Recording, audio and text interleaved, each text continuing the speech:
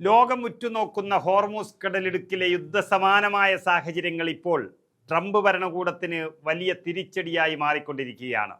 ഇറാനെ സാമ്പത്തികമായി തകർക്കാനും ഒറ്റപ്പെടുത്താനുമായി Donald Trump ഏർപ്പെടുത്തിയ നാവിക ഉപരോധം പരാജയമാണ് എന്നുള്ള വ്യക്തമായ സൂചനകളാണ് ഇപ്പോൾ പുറത്തുവരുന്നത്. ഇറാന്റെ ഒരു കപ്പൽ പോലും പുറത്തേക്ക് വിടില്ലെന്ന് ട്രംപും US സെൻട്രൽ കമാൻഡും വലിയ വാദങ്ങൾ നടത്തിയ ഒരു സ്ഥാനത്താണ് വോർടെക്സ് പോലെയുള്ള അന്താരാഷ്ട്ര ഷിപ്പിംഗ് ഡാറ്റ ഏജൻസികൾ അമേരിക്കയെ ഞെട്ടിക്കുന്ന കണക്കുകൾ പുറത്തുവിട്ടിരിക്കുന്നത്. ഏപ്രിൽ 13 ഉപരോധം തുടങ്ങിയ ശേഷം 34 ഇറാനിയൻ ടാങ്കറുകൾ US നാവികസേനയുടെ കണ്ടുവെട്ടിച്ച് ഹോർമൂസ് കടലിടുക്ക് കടന്നു കഴിഞ്ഞു. ഇത് അമേരിക്കയുടെ ഉപരോധ തന്ത്രം വൻ വിജയമാണ് എന്നുള്ള ട്രംപിൻ്റെ അവകാശവാദങ്ങളെ പൂർണ്ണമായും തള്ളിപ്പറയുന്നതാണ്.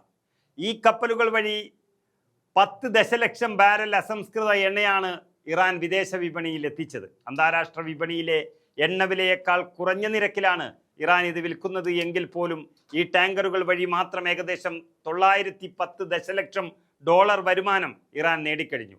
അമേരിക്കയുടെ റഡാർ സംവിധാനങ്ങളെയും നിരീക്ഷണങ്ങളെയും വിശ്വസിച്ചിരുന്ന ട്രംപ് ഭരണകൂടത്തിന് ഇത് വലിയ നാണക്കേടാണ് ഉണ്ടാക്കിയിരിക്കുന്നത്.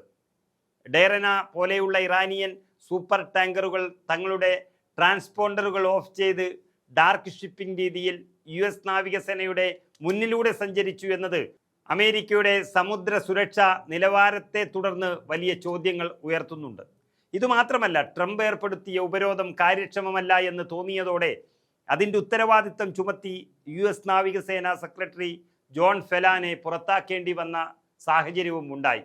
തൻ്റെ വിശ്വസ്തനായ പീറ്റ് ഹെക്സ്തേത്തുമായി അടുപ്പമില്ലാതിരുന്ന ഫെലാനെ പുറത്താക്കിയതിലൂടെ തനിക്കെതിരെ ഉയരുന്ന വിമർശനങ്ങളിൽ നിന്ന് രക്ഷപ്പെടാനാണ് ട്രംപ് ശ്രമിച്ചത്. ഇറാന് മേൽ ട്രംപ് ചെലുത്തിയ ഈ അമിത ആധിപത്യം തിരിച്ചടിയായി മാറുന്നതാണ് നമ്മളിപ്പോൾ കാണുന്നത്. US മുന്നറിയിപ്പുകൾ അവഗണിച്ച് ഇറാൻ 2 വിദേശ കപ്പലുകൾ കൂടി പിടിച്ചെടുത്തിരിക്കുകയാണ്. അമേരിക്കൻ സൈന്യം ഒമാൻ കടലിൽ വെച്ച് ഇറാന്റെ വാണിജ്യ കപ്പൽ പിടിച്ചെടുത്തതിന് തുല്യമായ തിരിച്ചടിയാണ് ഇറാൻ നൽകുന്നത്. ഹോർമൂസ് കടലിടുക്കിലെ നിയന്ത്രണം ഇപ്പോൾ പൂർണ്ണമായും ഇറാന്റെ കയ്യിലാണെന്ന് ലോകത്തിന് മുന്നിൽ കാണിക്കാൻ അവർക്ക് സാധിച്ചിരുന്നു. ഇതുവഴി ലോകത്തെ എണ്ണ വിതരണം തടസ്സപ്പെടുമെന്നൊരു ഭയത്തിലാണ് മറ്റു രാജ്യങ്ങളുള്ളത്. ട്രംപ് വെടിനിർത്തൽ നീട്ടിയതായി പ്രഖ്യാപിച്ചിട്ടും ഇറാൻ അത് കാര്യമാക്കാത്തത് അമേരിക്കയുടെ ലോകാധികാര മോഹങ്ങൾ കേൾക്കുന്ന തിരിച്ചടി കൂടിയാണ്. ട്രംപിൻ്റെ ഭീഷണികൾക്ക് വഴങ്ങാതെ ഇറാൻ തുടരുന്ന ഈ തിരിച്ചടികൾ അമേരിക്കയ്ക്കും ട്രംപിനും മേൽ ആഗോളതലത്തിൽ വലിയ സമ്മർദ്ദം സൃഷ്ടിക്കുമെന്നതിൽ തർക്കമില്ല.